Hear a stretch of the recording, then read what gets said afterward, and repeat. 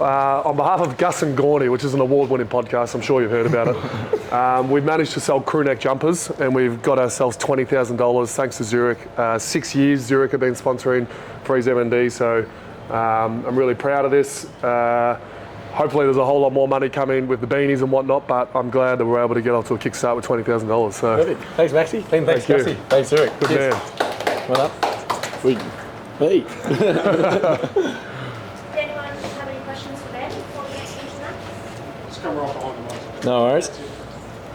I guess what is this donation mean to you? It's incredible. So yeah, just firstly thanks to Gussie and Gawney and the Melbourne Footy Club and also Zurich for their help. Every dollar counts towards finding a treatment and a cure for motor neuron disease, and it's going to be a cracking game on Monday, and we're looking forward to it. And just wanted to, I suppose, on behalf of Dad and the Fight M&D team, just say thank you for all your support. It means so much to us, and every dollar we're getting closer to a cure, and we're seeing all these beanies everywhere, which is just incredible. So just wanted to say thank you from the bottom of our heart. When this first started, would you have imagined that it would have gotten as big as it has? No, not at all. I remember when Dad sat us down and told us he had motor neuron disease, and we looked it up. It was 27 months. So at that stage we weren't even sure if we were going to get a year. But now with Ian Davis, the late Ian Davis, Pat Cunningham, and Dad starting Fight M&D, the first big freeze was a massive achievement. Let alone now 9. Nearly $70 million raised. So we're just incredibly proud of what he's done, and we couldn't have done it without the support of Melbourne Footy Club, Collingwood, and the greater footballing community. So we're wrapped and we can't wait to go again. How is your dad going with you? Yeah. Well, as you know, it wouldn't come as a surprise to anyone that he's starting to slow down a bit. It's obviously taken away his voice, but don't worry, the energy's still there, and he can't wait for Monday. You'll see him at the top of the slide cackling and pushing people down, so he can't wait. He's still full of energy. He's still the old coach, still ordering around everyone, so don't worry about that. He can't wait. Thank you. Thanks, Ben. Nice. Fun, baby. Max, you've been at the club the whole time, the Freeze M&D initiative's been going on. What does it mean to you to keep supporting it this way? Yeah, lucky enough to be here for the 9 years. It's 10 years since the diagnosis, isn't it? Yeah. 9 years of Freeze M&Ds. No, look, it's obviously a massive game. You hear that line that there's things that are bigger than footy. This is genuinely one of them.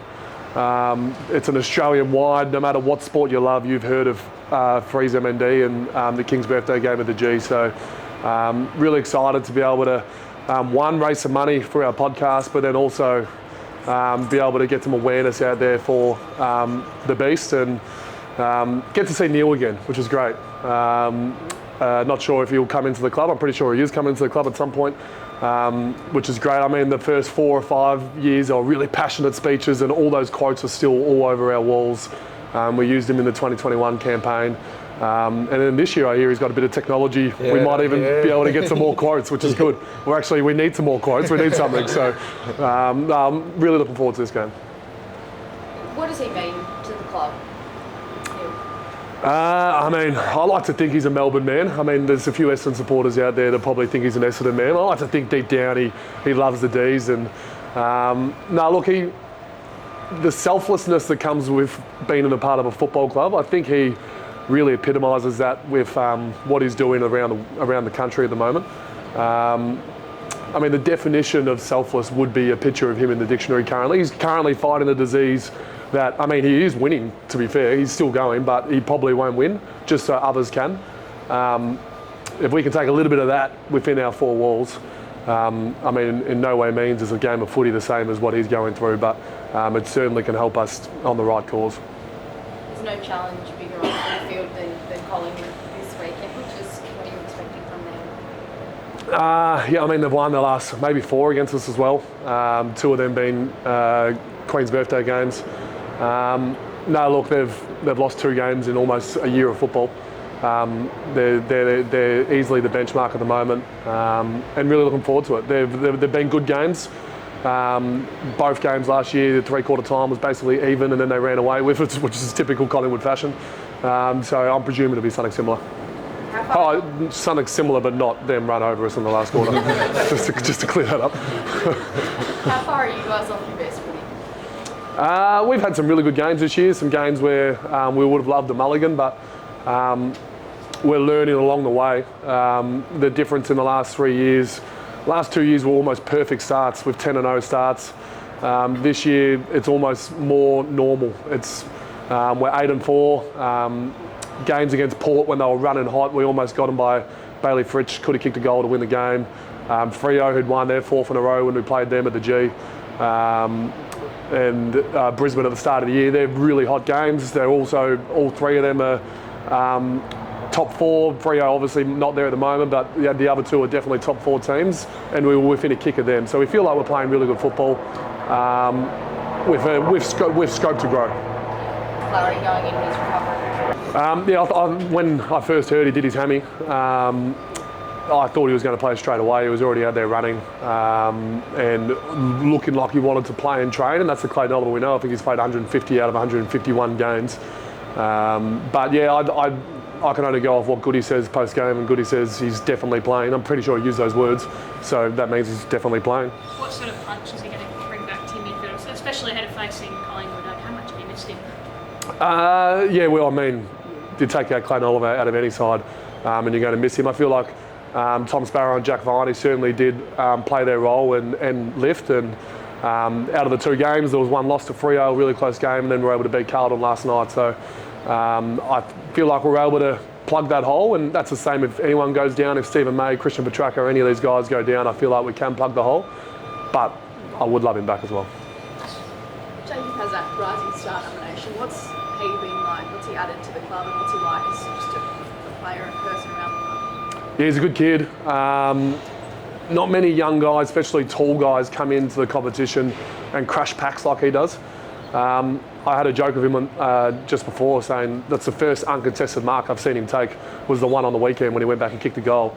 Because he takes a lot of contest, he's in the contest, takes a lot of contested marks, and that can only be good for what happens in the next 5 or 6 years that he's doing that already. He means a lot to our group. He's a great character, he's bubbly, and he's also running a forward line as a tall player. With no Tom McDonald or Ben Brown on the weekend by himself, it's a pretty good effort for a 19-year-old. The last time you had a young forward come in like this and really get set the world on fire, it was Jesse Hogan. What have you learned from having a young guy? Maybe things didn't all go to plan for Jesse in the end, that you can help out Jacob going forward. We've got a thing about picking them from Perth, don't we? So Hogs, Jacko, but no, I'm confident Jacob's not going down that path. No, look, you can put a lot of weight on a kid's shoulders playing full forward at 19. The crowd are behind every disposal, so that puts even more pressure on. But I feel like the character that we have with Jacob is someone that just doesn't really care about that. He's out there playing football.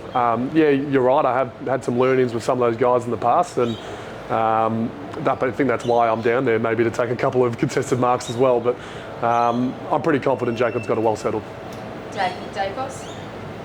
I mean, we haven't tagged this year outside of the midfield. Jack Viney does a couple of things every now and then, but I like to think Alex Neil-Bull and Charlie Spargo, these sort of guys, will play him some sort of attention. Even me when I'm up there. Maybe I'll chase Nick Dacos around. But yeah, he's a quality player, probably winning the Brownlow by a country mile at the moment, so I'm sure we'll pay some sort of attention to him. How do you reckon you'd go playing on Nick?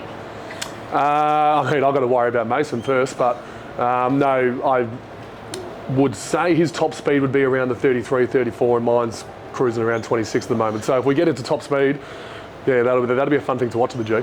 Brody's playing his old team. He's asked for the first centre bounce. I think I'll give it to him rather than, actually it's Goody's call. Goody's actually made the call the last 2 or 3 weeks about who does the first centre bounce. No, he's really excited. He's very, very close with a lot of those guys, including Mason, who I'm presuming he'll probably play a fair bit on. So I know he's keen to play, as would anyone that gets shown the door from their former club. As much as he is a laid-back character, I'm sure inside he's going, I want to prove these guys a point. So I'm excited to see what he brings. You mentioned spending a bit of time forward. How far away do you feel like you're up and get that forward line really quickly, especially up against Collingwood, where you've got Darcy Moore and co who really punish you if you don't get it right? Yeah, they do. Darcy's in some pretty hot form at the moment, and also the other guy like Nathan Murphy. So it's a big ask for some of these, like Jacob we just talked about for a while then, is going to come up against probably the most informed defender in the comp. So no, I there's a lot of talk about our forward line. Everyone's had a try. I feel like we're still in the top 3 or 4 for scoring this year. And they might not be our full forwards that are kicking the goal. It might be Tracker comes in and kicks 2, Cozzy comes in and kicks 2. So the fact that we can find other people to kick goals could be our competitive edge. We're not just looking for Jacob and Bailey to kick 5 each. We're actually looking for multiple people to kick goals. So I think it really works for us.